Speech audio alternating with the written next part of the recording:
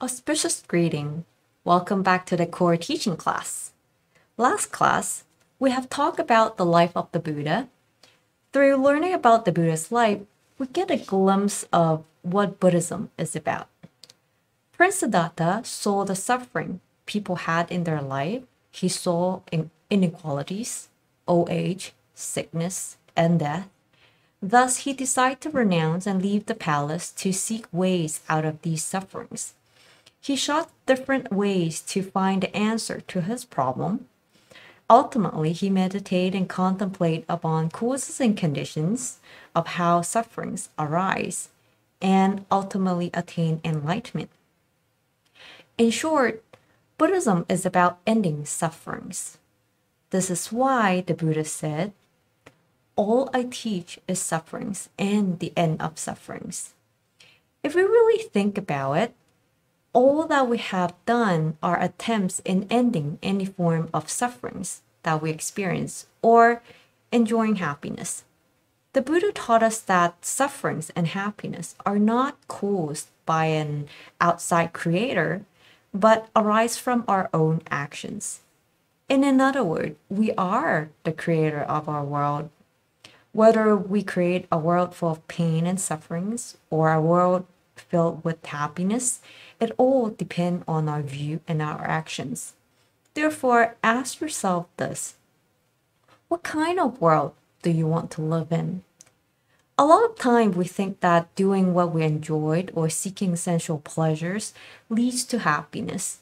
Oftentimes, we would then realize that yes, we do have happiness, but these happiness are short term. And this is because we didn't have the right understanding of ourselves and of the world. This is why the first teaching that the Buddha taught to his disciple after he attained enlightenment is the Four Noble Truths, which are sufferings, cause of sufferings, cessation of sufferings, and the path to cessation of sufferings. He wants us to understand and realize what suffering is. What are the causes of it? What is the state free from suffering? And what are the ways or the path to cessation of sufferings? Or I should say, to reach the state of total freedoms.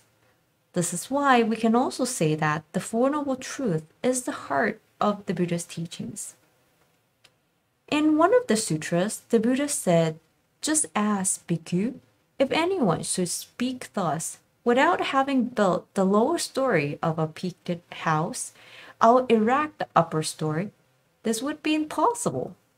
So too, if anyone should speak thus, without having made the breakthrough to the noble truth of sufferings as it really is, without having made the breakthrough to the noble truth of the origin of sufferings as it really is, without having made the breakthrough to the noble truth of the cessation of sufferings as it really is, without having made the breakthrough to the noble truth of the way to leading to the cessation of suffering as it really is, I will completely make an end to suffering. This is impossible. But, bhikkhus, if anyone should speak thus, having made the breakthrough to the noble truth of sufferings as it really is, and continue with the origin of sufferings, the cessation of sufferings, the way leading to the cessation of sufferings, I will completely make an end to sufferings. This is possible." So what this sutra is saying that this is like building a house. You won't be able to build the second floor without building the first floor. So this is the same with the Four Noble Truths. If we don't realize the Four Noble Truths, then it's hard, it is impossible for us to end sufferings. Once, the Buddha picked up some leaves on his hand and he asked the monk, "What do you think, monk? Which are more numerous, the leaves on my hand or the leaves on the trees?" And of course, the monk replied, "The leaves on your hand are fewer than the leaves on the tree." And the Buddha said, "In the same way, monk, Those things that I have known with direct knowledge but have not taught are far more numerous than the thing I have taught. And why haven't I taught them?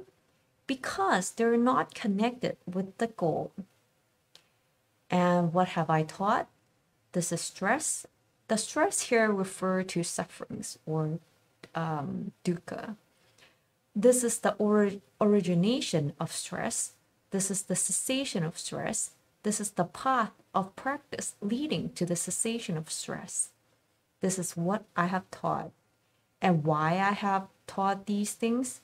Because they're connected with the goal, relate to the rudiments of the holy life, and lead to the disenchantment, to dispassion, to cessation, to calm, to direct knowledge, to self-awakening, to unbinding. This is why I have taught them. From this dialogue, we can see that the Buddha only taught these teachings, the teachings that will help people to end sufferings. When people learn about the Four Noble Truths, some people claim that Buddhism is so pessimistic. It's always talking about sufferings. This is actually not the case. The Buddha told us about sufferings because we need to first identify and realize what the sufferings are in our life before we would be able to find a way to end them. Many people in wealthier countries, or if people have like a happy home and if they have everything, they might say that I don't have sufferings. I'm happy with my life as it is. What is the Buddha talking about? They may be in a fortunate position of not having any substantial sufferings or problems, or any underlying dissatisfaction with their life. So they couldn't understand what the Buddha meant by sufferings and find this teaching pessimistic. The realities of things is we're not free from our afflictions, as well as the innate suffering of old age, sickness, and death. I'm sure even if you're in a wealthy families, we're bound to be old, we're bound to get sick sometime, and we're bound to die one day. And Prince Siddhartha was motivated to search for a way to end sufferings when he see all these three sufferings. In our life, for us, we have seen these sufferings a lot. We might see them on TV or on the news, or it might happen to our families and so on. There are actually a lot of people suffering from hunger, sickness, just like we have the pandemic right now. And there's also people who live in poverties, and there are people who are suffering from mental illness. And oftentimes we have a tendencies of not willing to face the realities of life, like facing these problems that we have seen. We have a tendency to divert our attentions away from these problems or not wanting to face them. We believe that, oh, life would go on as usual. The bad thing would just go away. Or we might just dwell in things that give us short-term happiness, whether it's attending a barbecue party, hanging out with friends, watching movies, and so on, so that we don't have to face them or think about them. And this is exactly why the Buddha needs to talk about suffering first, to help us identify the sufferings that we have and what it really is. What he emphasized more, though, is the cessation of sufferings. So we have to understand that what's the more important part is not just about sufferings, it's about how to end them. That's more important. And this is why he taught us ways or path to end these sufferings. This is also like, you can think of it as getting sick. When we get sick, we don't feel well, so we have to see a doctor.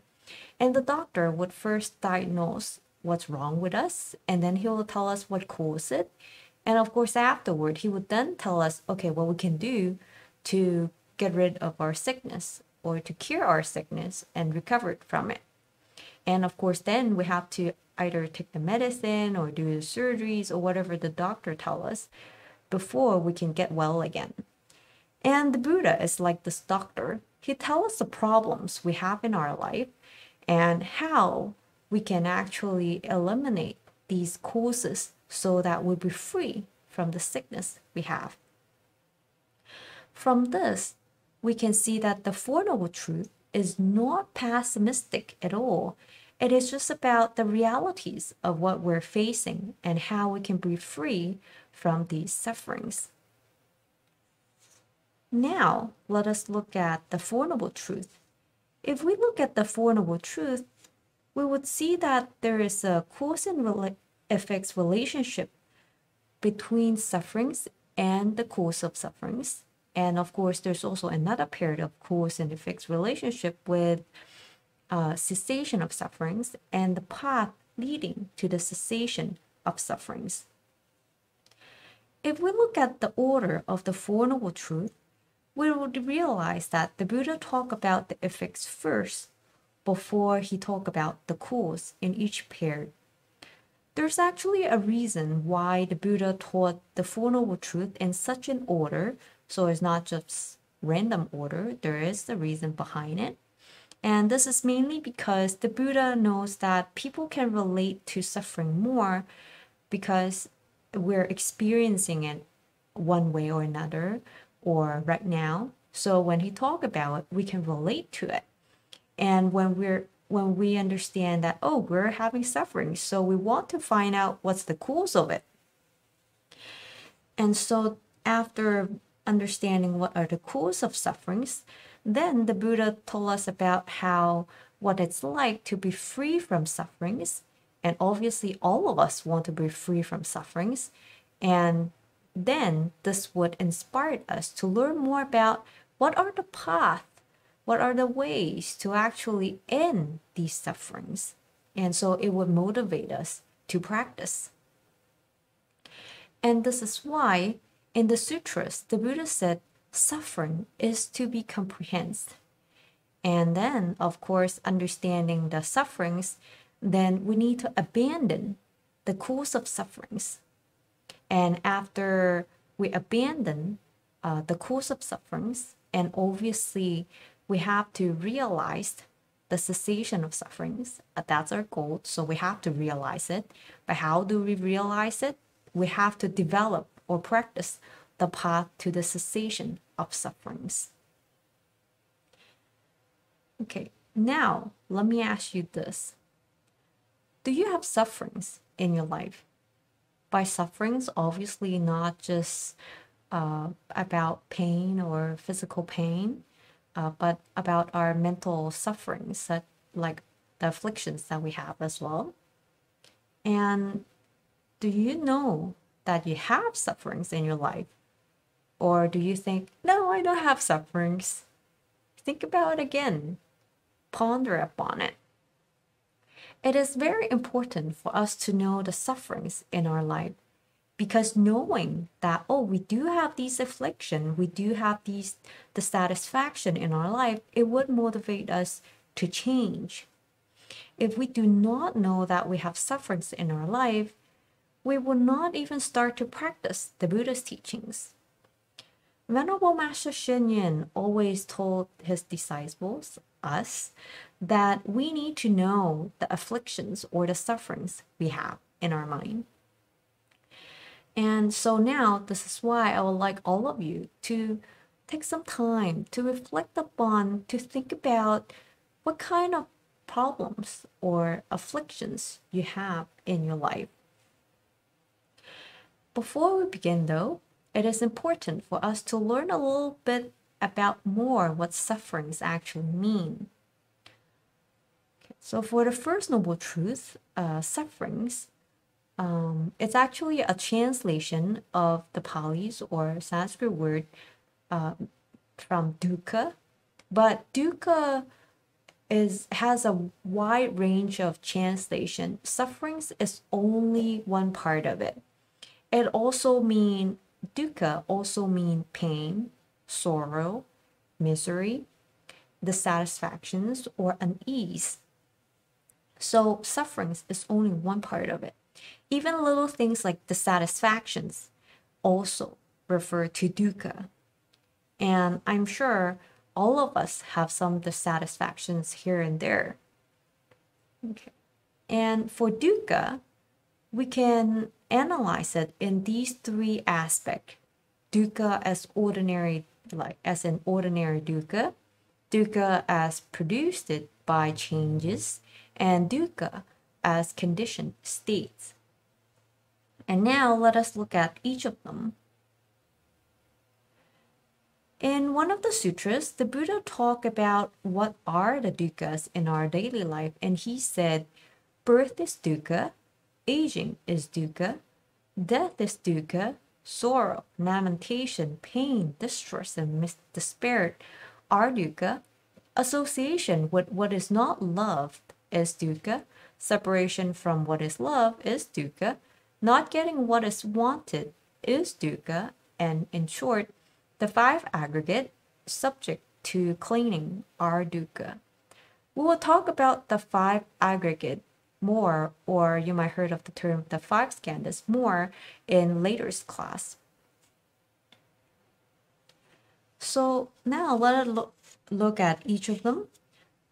Birth. So birth normally refer to like when before we're born, we're actually might be like feeling uncomfortable or restricted in the mother's womb. And of course, when we're born, there will be huge sufferings on our body, even though we don't remember it, because we have to be born from the mother's womb.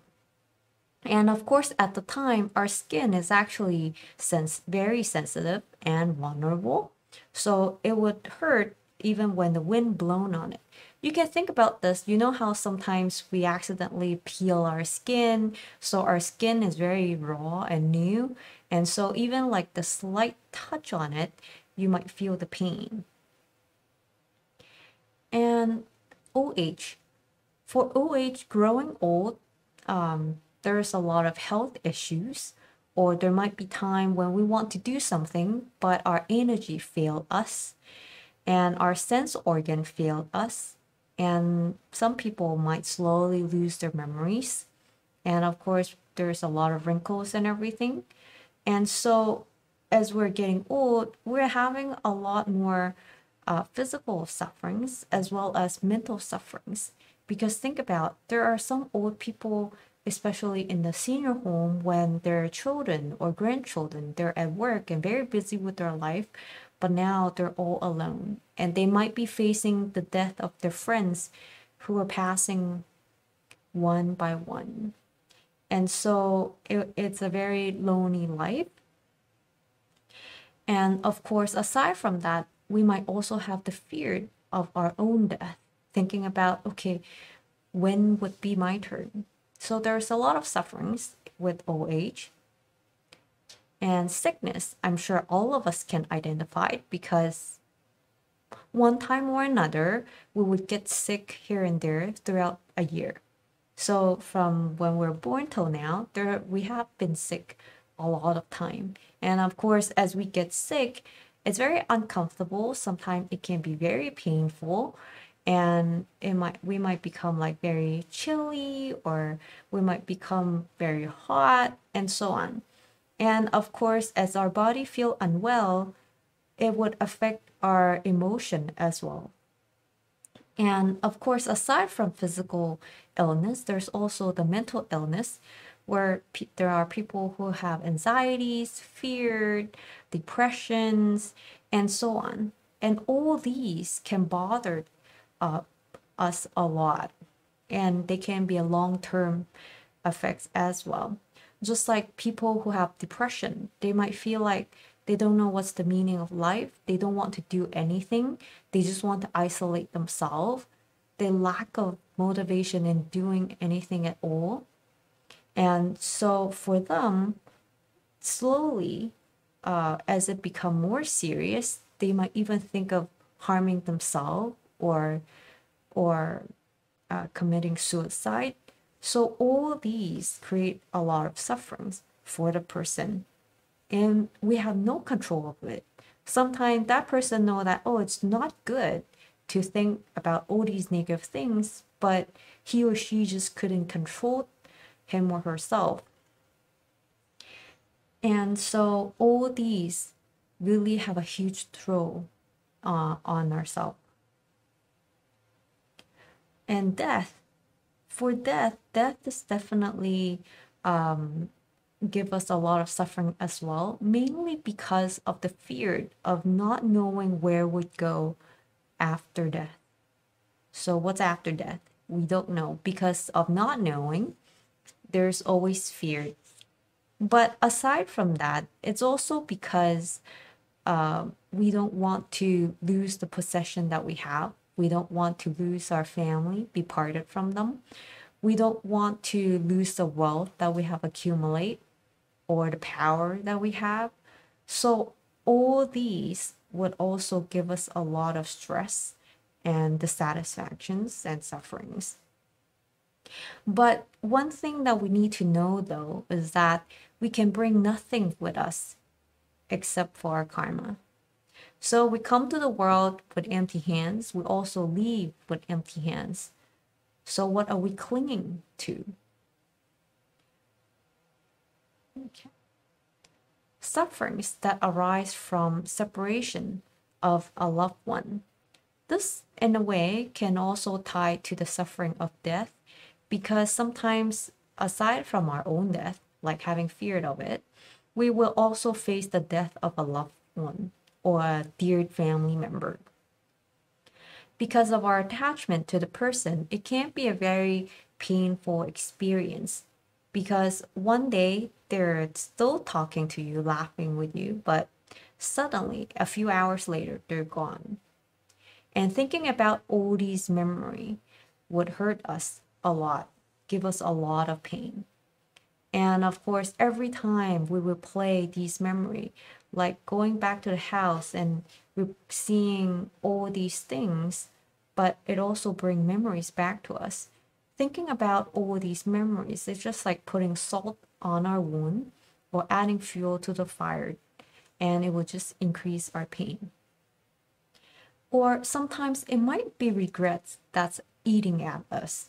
We wish that, oh, I wish that I would have spent more time with him or her, with my family. And I remembered reading a news about the most heartbreaking things the medical staff heard in the patient's room, like during pandemic time. The most heartbreaking thing that I have heard is a family members apologizing over a phone to the person who's dying from COVID for bringing the virus home because he or she went out partying without a mask. When I saw that news, the first thing that I thought is, I really don't know how that person can bear this regret or this anguish for the rest of his or her life.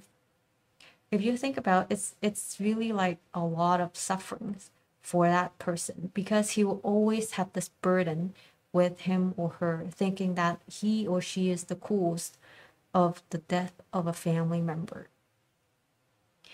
And so that can be like a very huge suffering and pain for us. And of course, aside from facing the death of a loved one, breaking up with a loved one is also very painful. Mainly, just like we have mentioned before, because of the memory that we shared, and also because of our attachment to that person. And this is the same with losing the things that we love. We have suffering because of the attachment we have to that object or to that person. There's also sufferings that arise from working or dealing with someone you dislike. So working with an unpleasant person. In our mind, we might pray that, oh, please not let me not need to work with that person. We might pray very strongly not to work with this nemesis or this person who always push our button, but it's always the opposite case. So it ended up that we would be working with that person. And so when we do that, basically it causes us a lot of agitation, frustration, and stress.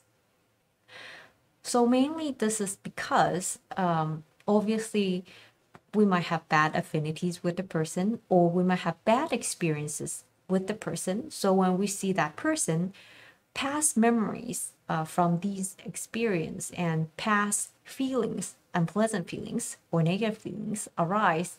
So when you saw the person, aversion already arise. You just want to reject like doing this. But then obviously you have no choice, so you're being forced to. And of course, in such a cases, a lot of negative emotion would arise. And this is the same with facing with an unpleasant conditions. We have to first understand that these experience, whether working with a person that we dislike or facing with an unpleasant situations, these experiences actually don't carry any connotation or labels. Like they are neutral. It is how we feel about the experience, or that we have certain expectation that's not met, that create our aversion to the situation. And we label it as sufferings and or dissatisfactions. When facing the so-called unpleasant conditions, successful people actually treat them as stepping stone toward his or her goal. Others might just blame these conditions for their failure. So you see, this is all about how we view things.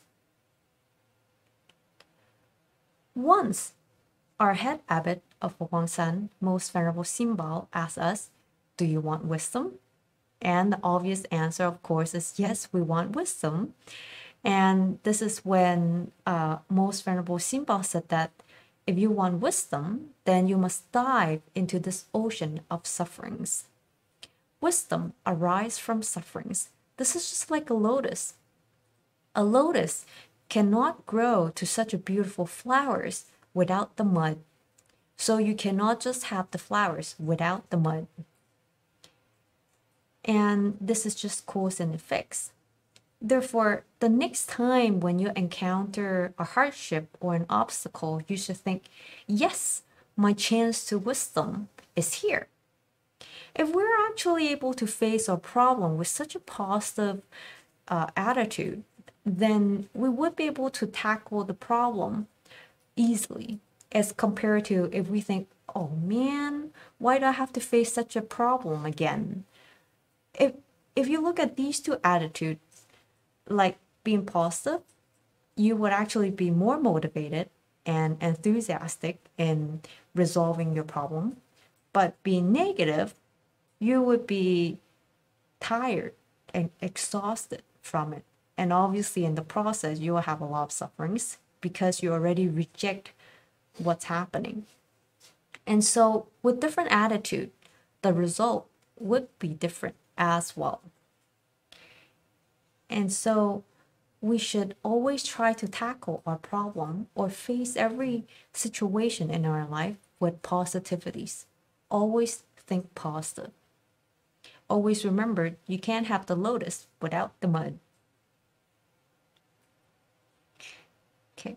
Sufferings arise from not getting what one's want, like not getting what we want, occurred frequently in our life. It might be very obvious or it might be very subtle. An example might be, okay, it's Thanksgiving, we line up for the Black Friday like shopping. And of course, we line up for the whole night before, but when I reach the store, I realized that electronics or the big screen TV, let's say, that I want, it's sold out. Think of how agitated we would be, how frustrated. I stand in line outside, camping outside for the whole night, and I still not getting what I want. Can you imagine the frustration? I'm sure some of us might have such experience before. And so when we're not getting what we want, or things not meeting our expectation, or not what we think it is, we would start to have distress over it, or dissatisfactions, a lot of negative emotions.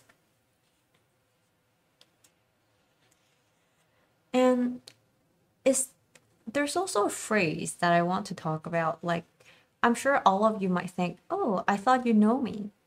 Or don't you know what I'm thinking? These phrases are very familiar to us, right? Most of the time, we have a lot of expectation to others, especially those who are close to us. We we think that they should know us because we're close.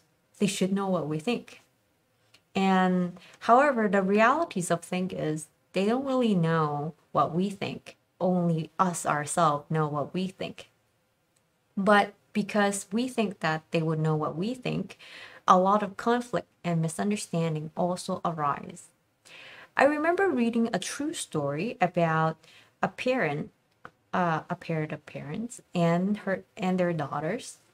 There was a couples, and they were both professors, and they had a very high expectation for the daughter.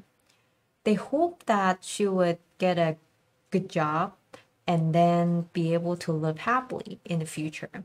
So when the daughter was still in high school, they asked her to study very hard, uh, do a lot of extracurricular activities and volunteer so that it will help you with college application.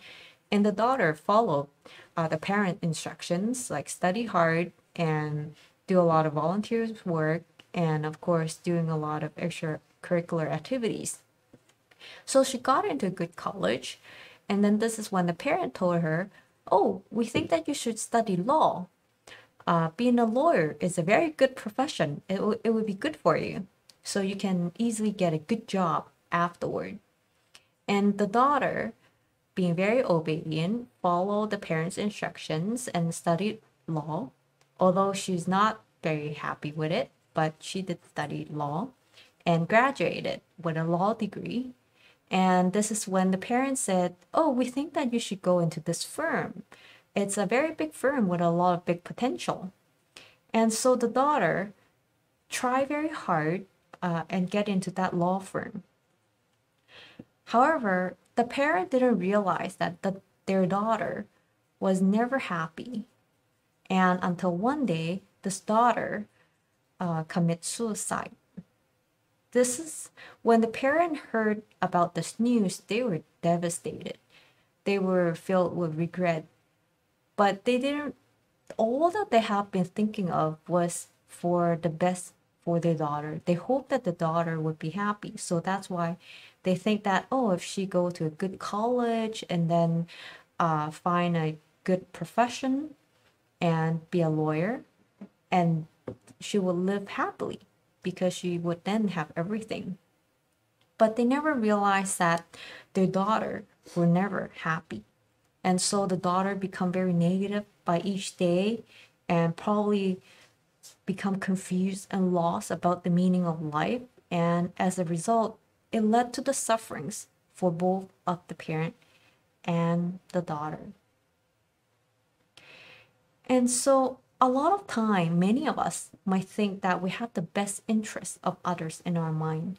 However, we should also take the time to observe to see if we're actually forcing our own expectation on other people or if this is really the best for them.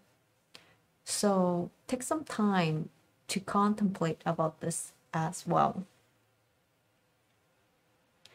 Okay, dukkha arise the second aspect. So just now we have talked about the first aspect, and now we're going to talk about the second aspect of dukkha, dukkha as produced by impermanence.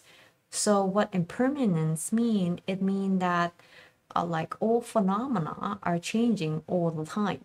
So every single moment it is changing. And of course, sufferings also arise from changes.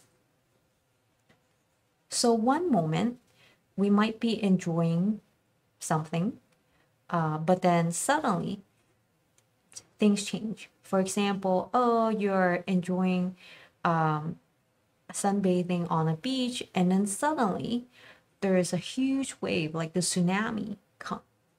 So, and then it turned into a natural disaster. So that obviously would have create a lot of sufferings for a lot of people. And so things are not as reliable as we think it is. What we enjoyed might be taken away from us anytime because things are changing and we don't know what's happening next. What is unpleasant to us might arise the next moment. So one moment you're enjoying your time with your family, the next moment, oh, earthquake. Then obviously then there will be panic, there will be fear, there will be a lot of negative emotions going on. There's always this uncertainties in which we can never be sure of what is going to happen next. Because of the shifting and unstable conditions, we can never be at ease. If we start to develop a sore throat today, let's just say yesterday you're feeling fine, but today you seem to have a bit of a sore throat, you might be a bit worried, but you feel that it should be okay if I drink more water. However, if you start a mild cough tomorrow, then this is more of a concern. This is when you would start to think about, okay, am I getting the COVID-19? Or what's going on? Would I be dying? So you would start to have all these worries and anxieties. And of course, sometimes it might not be so serious, but then we start to bombard ourselves with all these negative thoughts and all these fear for our life. And of course, all this stress and sufferings arise from changes in our bodies. But we have to realize that changes are natural occurrence in the universe. What it should teach us instead is to value the current moment, cherish your time with your family, and cherish the things you have. Don't fill your mind with worries for tomorrow.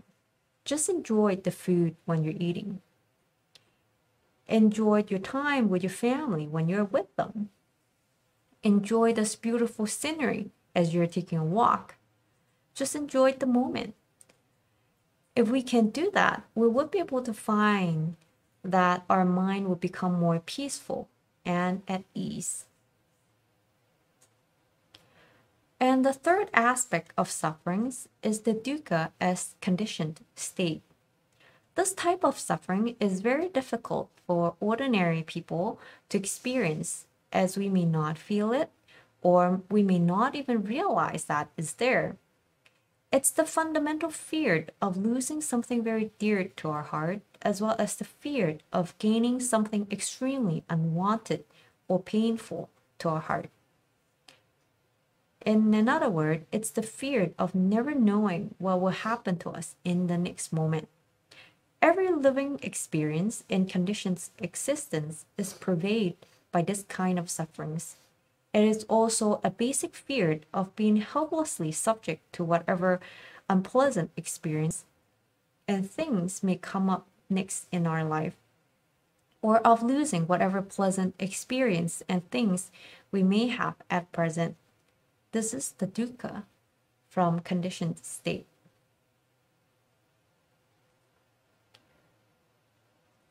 Now that we have learned about sufferings, let us look at the causes of sufferings. So what are the causes of sufferings? Is it an unhappy childhood? Is it our parent? Is it our angry boss? Or is it because others don't understand us? Or someone always push my button? Is it all these external conditions? If we look at a deeper level, we would notice that all the different kinds of dukkha or sufferings have the same roots.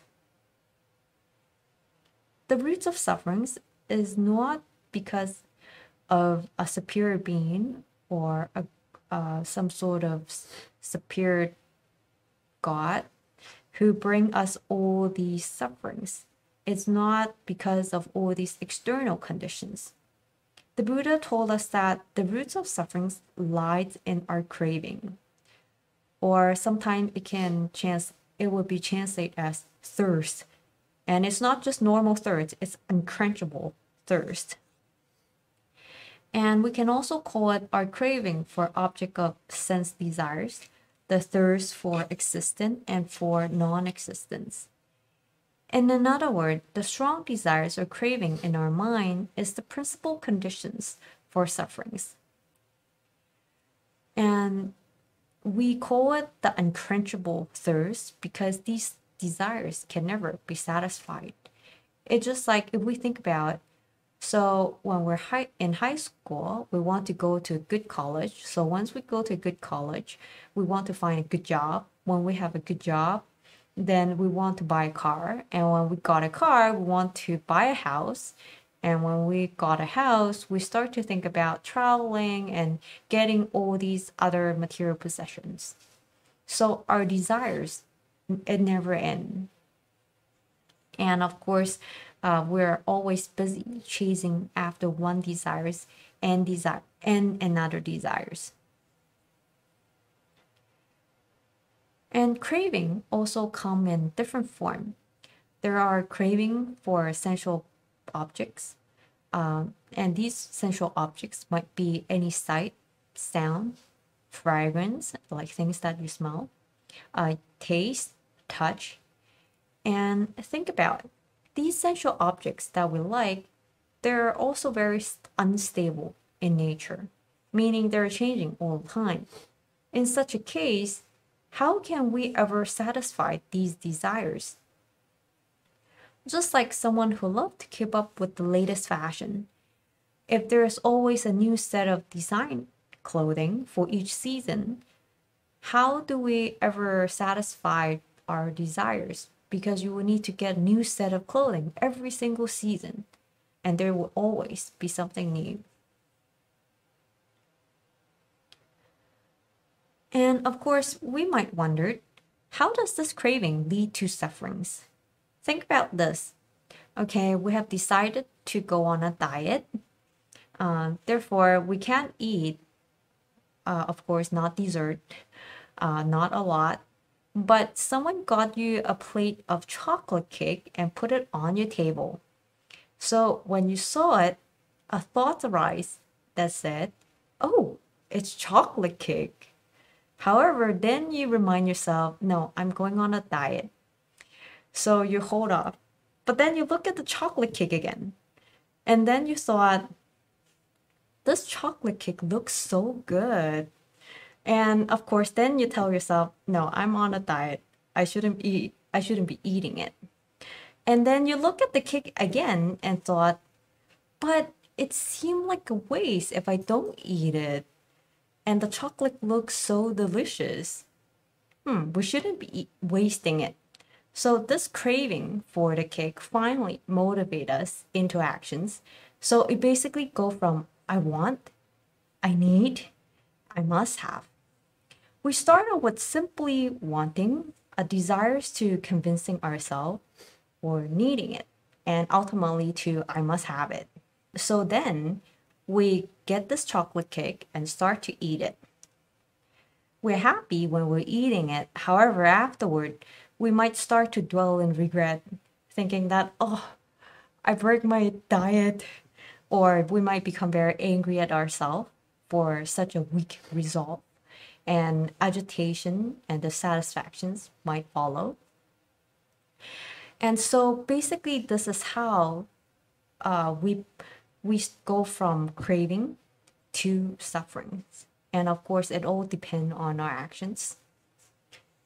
And there are also people who crave to live forever. There are also people who might have depression and wish to end their lives. So these are craving for existence and non-existence. Craving is a powerful force that leads to sufferings. When our craving are unfulfilled, we will be angry or even give rise to aversion and hatred. So because we didn't get what we want, we become very angry and of course have aversion. And this is just like someone who really want to get a promotion in his company, but realized that someone else received the opportunities. He then become angry at his supervisors for not helping him, or angry at the person for seizing his opportunities. So this is how it go from craving to angers. Our craving is based upon our ignorance. our ignorance is basically the fundamental misjudgment of the world, meaning we don't see as what they truly are, but what we think they are. We don't know that things are changing all the time and that they're unstable. We also have a misconception that we will be happy if we satisfy our craving. Because we can never satisfy all of our desires, since all those we crave are impermanent in nature and that our desires are limitless, we will have sufferings. Sufferings also arise from our various unskillful actions of seeking for happiness, but not properly knowing what leads to happiness and what leads to sufferings. For example, some people might think that drinking can help them find some peace from their problem, so they start to drink. As they continue to escape from their problem and only want to seek temporary release, they continue to drink until they become addicted to alcohol. This is the wrong way of seeking happiness or ending sufferings, because ultimately it only leads to even more sufferings.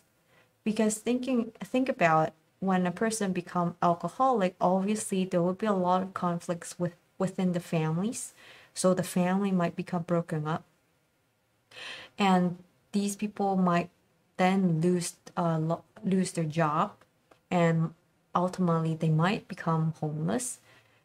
And so it only creates even more sufferings. Even if we feel better for a while due to what we've done, but then the resulting unpleasant consequences would eventually catch up with us. In other words, we reap what we sow. So it depends on our actions. What is the sensation? What is the cessation of sufferings? It is a state of mind with no more greed, anger, and ignorance. It is the end of sufferings, discontent, distress, and sorrow. It is a state of total freedom from self-attachment and all the causes of sufferings. So sometimes we also call it nirvana. It is really like a state of mind, so we don't have to wait until like next life. It is basically the state of mind where there is no more greed, anger, and ignorance. And so why are we free? It is because we realize the profound truth of the universe, and we let go of all these attachment and all these craving.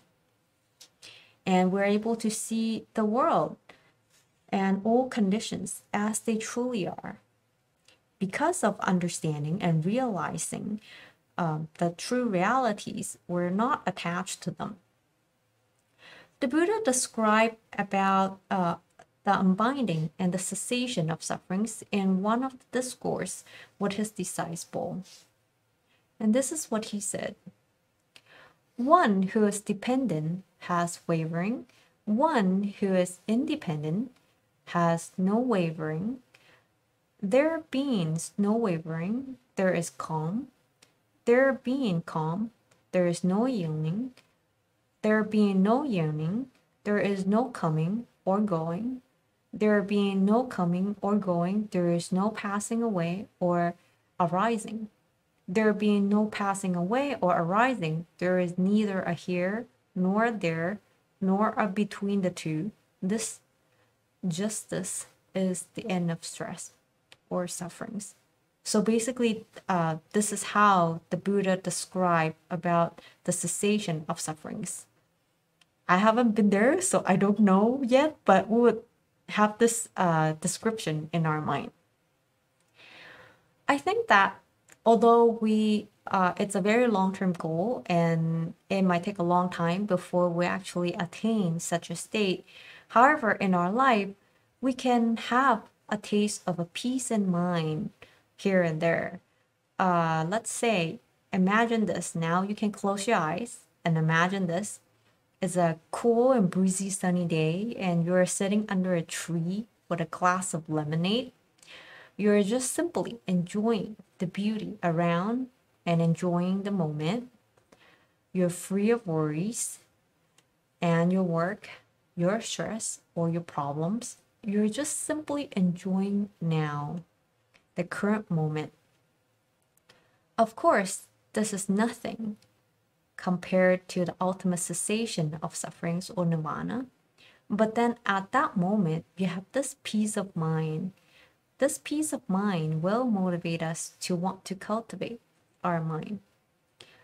Although we can attain the ultimate freedom of the mind, we can start off with having short moments of peace many times. Then slowly, as we continue to practice letting go of our craving, our short moments would become longer and longer until one day we would achieve the cessation of sufferings. So have a short moment of peace many times. We have complete power to create our world, whether it is chaotic or peaceful. What kind of world do you want to live in? So we asked these questions at the beginning of the class. So now I ask you again, what kind of world do you want to live in? Sometimes we choose to do things that might give us pain later on, like drinking, smoking, or playing online games and so on. We know that it's not good for us, but we can't control or help ourselves. Therefore, the question is not really about whether we're able to free ourselves from pain or sufferings or not, but rather whether we really want to free ourselves or not. The Buddha had told us that the path to cessation of sufferings, but do we really want to follow it or not? So this choices lies in our hands. Sufferings is not a random event nor an eternal unchanging event. Given that we can actually put an end to it, we have to make conscious and determined effort to not create any further causes that will lead to sufferings. And the Buddha told us the path to cessation of sufferings. And what's this path? Is the Eightfold Noble Path, which are right view, right thoughts, right speech, right actions, right livelihood, right effort, right mindfulness, and right concentration. This path can lead us to Buddhahood. It is an ancient path that has been taken by the past Buddhas. We'll spend more time and talk about the Eightfold Noble Path next class. So next class, we'll talk about this. Last but not least, I hope that you would spend some time and contemplate upon the Four Noble Truths and think about how it relates to your life and how you can actually practice it in your life. Thank you for listening and take care and please stay safe. 弥陀佛。